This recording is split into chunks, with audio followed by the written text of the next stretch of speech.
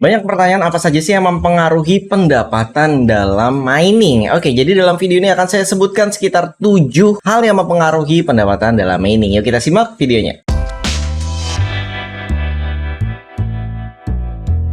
Assalamualaikum Sobat Wish TV. Oke, jadi langsung aja di video ini kita akan bahas 7 hal apa saja yang mempengaruhi pendapatan di saat kita mining. Jadi yang pertama yang paling banyak disebutkan di kolom komentar pada bilang nggak worth it karena listriknya boros atau listriknya lebih mahal gitu ya daripada pendapatannya.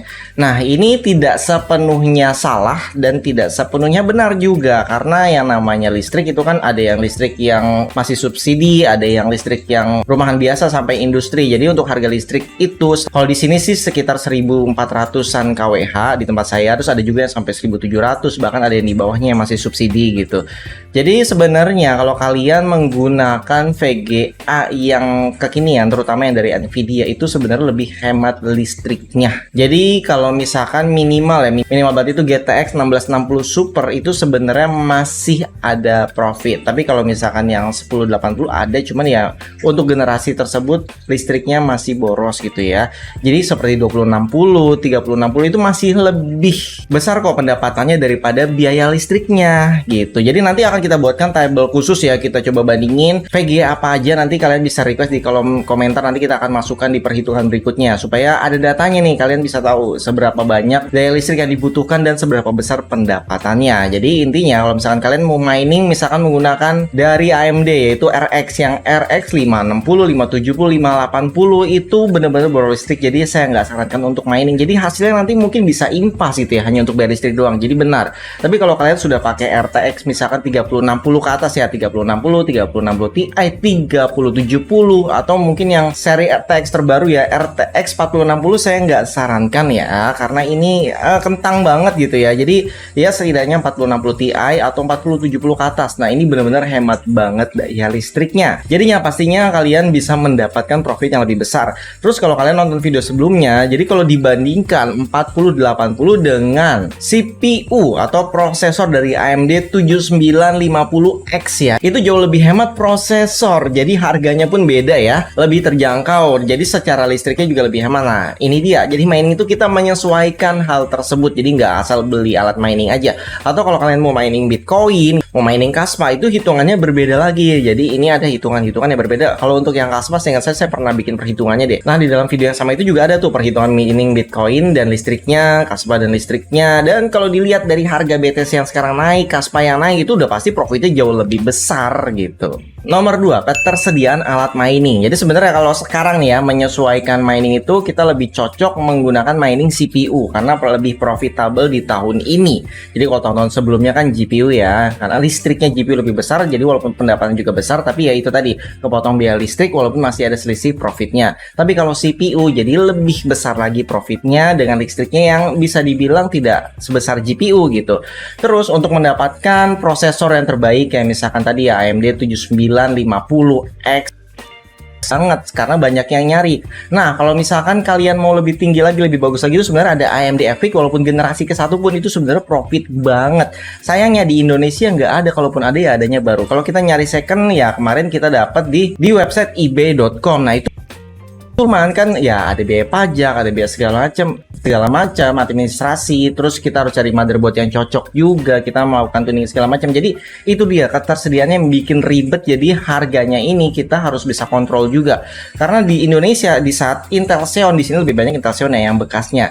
Di saat satu orang udah menemukan yang bagus nih, terus mereka share gitu ya, otomatis banyak yang nyari juga dan barangnya akan menjadi langka sehingga harganya lebih naik. Jadi kalau kalian ingin cepat BIP atau break even point atau ya balik modal dulu gitu ya, itu pasti bisa menunggu lebih dari setahun ya saya rasa ya. Jadi setidaknya kalau mau mulai dari sekarang kayaknya sih masih ada waktu ya, walaupun sebenarnya udah agak telat. Lebih bagus sih di tahun kemarin kalau mau mulai. Di saat saya buat video di mana harga semua peralatan PC sebelum naik sudah saya peringatkan, tapi ya mereka malah pada ngeledekin di kolom komentar dan sekarang sudah naik 20-40%, dan otomatis modal yang dikeluarkan untuk mining ya lebih tinggi lagi. Nomor 3 adalah difficult. Jadi di sini ada tingkat kesulitan mining. Saya gambarkan dengan kolam ya. Jadi di saat kita mining itu ibaratnya kita kolam nih, kita mancing nih. Di saat yang mancing itu masih standar jumlahnya sesuai dengan batasan gitu ya, itu otomatis ya dapatnya masih lumayan nih.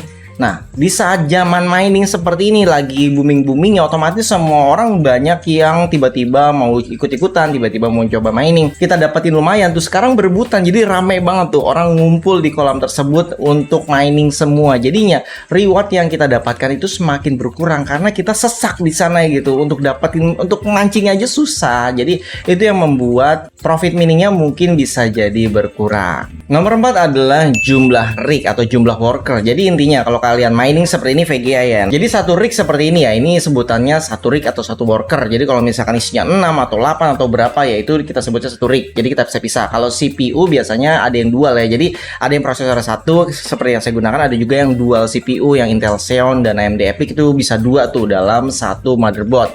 Jadi itu disebutnya satu rig kalau CPU. Nah, kalau kalian miningnya pakai HP ya berarti ya satu HP tersebut bisa jadi satu rig. Kalau misalkan banyak HP ya berarti rignya jadi banyak gitu. Jadi intinya di mining itu semakin banyak rignya atau workernya, alat miningnya deh, itu akan semakin banyak dapatnya karena powernya besar gitu. Ibaratnya alat kalian tuh besar. Jadi kalau misalkan kalian hanya pakai seperti saya gitu ya, hanya beberapa aja, jadi jatuhnya ya saya pribadi hit and run. Jadi kita cari koin yang lagi naik nih, kita buat perhitungan, kita kalkulasi, oh ini akan naik nih misalkan. Nah, kita mining itu, di saat mining itu nanti udah naik harganya, ya udah kita tinggal jual-jualin aja. Jadi kalau saya pribadi ya strateginya panen seperti itu, karena saya juga nggak punya rig banyak yang seperti orang-orang sampai masuk dalam satu kosan, satu gedung, satu ruko, atau bahkan satu gudang gitu ya. Nah, itu beda lagi kelasnya. Jadi jumlah rig itu menentukan strateginya. Kalau misalkan banyak yang nanya, sebenarnya saya sudah nyediain nomor untuk konsultasi, yaitu bakal saya jelasin lengkap berdasarkan kebutuhan, karena kalau dibahas semua nggak akan kelar juga sehari ya. Jadi kayak mining dari HP, baru satu HP aja itu udah banyak ngeluh bla bla bla. Padahal dari satu HP itu kalau kita kumpulkan terus kan HP itu listriknya nggak terlalu besar ya, kayak mining virus kemarin nih ada videonya ya.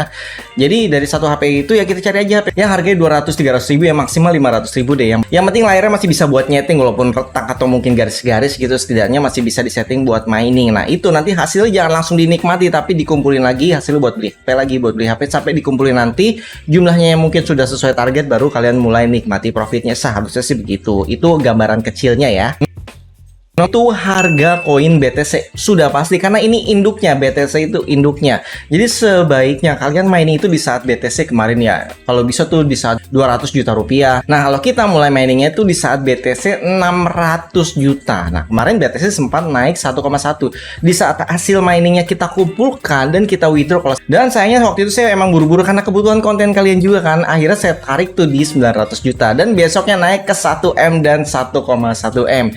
Jadi memang mining itu ya narik koinnya kalau misalkan kalian masih bisa membiayai biaya listriknya gitu ya, jadinya hobi gitu ya, masih ketutup lah listriknya dari harian. Nah, itu kalian kumpulin koinnya, jadi panennya itu di saat kayak sekarang yang ngumpulin koin ETH bertahun-tahun, sekarang juga panen karena ETH juga naiknya udah jauh banget ya, udah berapa ratus %. Terus termasuk koin yang kalian mining, kayak kemarin kita mining Pirin, mining apa, nah itu dia. Jadi itu semua butuh strategi, butuh perhitungan, tidak hanya sekedar mining aja. Jadi semua butuh perhitungan. Itu dia kenapa ada yang namanya konsultasi, makanya saya sediakan, karena ngejelasin di sini semua nggak akan kelar dalam waktu singkat, nggak akan paham juga dijelasin dalam satu video ini. Nomor 6 yaitu setting optimalisasi dari GPU mining dan CPU mining. Jadi ini semua memang harus dioptimalisasi, karena kalau kalian sekedar klik-klik mining langsung jalan, itu otomatis wattnya akan narik penuh. Nah, kalau untuk GPU ini bukan di overclocking ya, tapi di undervolting. Mining itu justru wattnya diturunkan, semuanya core clocknya diturunkan, bahkan memorinya pun seperti mining Pirin itu juga diturunkan.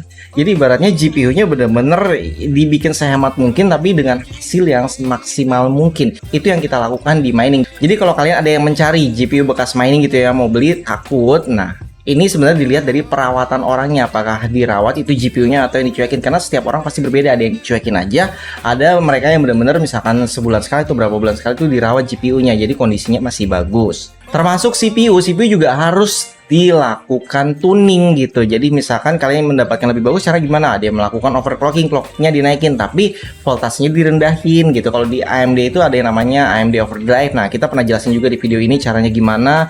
Jadi wattnya ibaratnya tetap standar, tapi clocknya itu jauh lebih tinggi sehingga pendapatannya lebih tinggi. Banyak juga sih yang dari AMD itu wattnya dibatasi hingga 1 volt atau bahkan di bawah 1 volt, itu jadi lebih hemat lagi. Yang penting pendapatannya juga kalau bisa jangan sampai turun ya. Ya artinya semaksimal mungkin kita bisa dapatkan dengan alat atau CPU tersebut. Oke, di nomor 7. Jadi koneksi internet penting banget, makanya di saat kita mining pasti saya menyarankan koneksinya itu Asia. Kalau ada Singapura gitu ya. Pokoknya yang terdekat dengan Indonesia. Kalau ada Indonesia, Indonesia. Kalau di tahun-tahun lalu ya, di saat mining Ergo, di saat mining Ethereum, itu kita dapat server Indonesia karena ada yang bikin tuh waktu itu di Indonesia, itu enak banget, pingnya dekat. Karena kalau pingnya semakin jauh, otomatis nanti banyak yang asetnya gagal, jadi failed. Sehingga yang udah di mining itu kita nggak bisa dapat hasilnya, jadi di reject tulisannya, biasanya X ya, reject itu nggak dapat. Terus koneksi yang tidak stabil juga banyak banget deh, karena koneksi yang nggak stabil itu pasti akan merugikan kita, dimana misalkan dalam 24 jam koneksi kita putus 5 kali, artinya di saat putus itu mungkin reconnecting itu semua butuh waktu, terus butuh mesinnya mungkin harus di reboot dulu miningnya, atau bahkan kita nggak tahu kalau misalkan dia nggak connect gitu harus kita nyalakan ulang. Nah itu yang bikin kerugian. Jadi koneksi internet emang benar-benar dibutuhkan banget, bukan dari speednya tapi dari pingnya harus benar-benar stabil ya. Sebenarnya zaman dulu saya cuma nyoba di 20 Mbps pun itu udah bagus mining. Yang penting ingat tadi ya, yaitu pingnya. Makanya kalau yang pakai modem itu harus benar-benar tuning juga tuh modemnya, harus mungkin di daerah yang susah internet. Nah itu harus diwaspadi dulu, harus bisa dapat dulu ISP atau provider internet yang bisa menjamin pingnya stabil. Oke, mungkin sampai di sini aja informasinya. Mungkin ada yang kurang, nanti sobat bisa tambahkan di kolom komentar, sekalian tanya juga di kolom komentar. Terima kasih sudah menonton video ini. Jangan lupa support kami dengan cara like, subscribe, komen, dan share. Sampai jumpa kembali. Salam sobat Viz TV. Wassalamualaikum warahmatullahi wabarakatuh.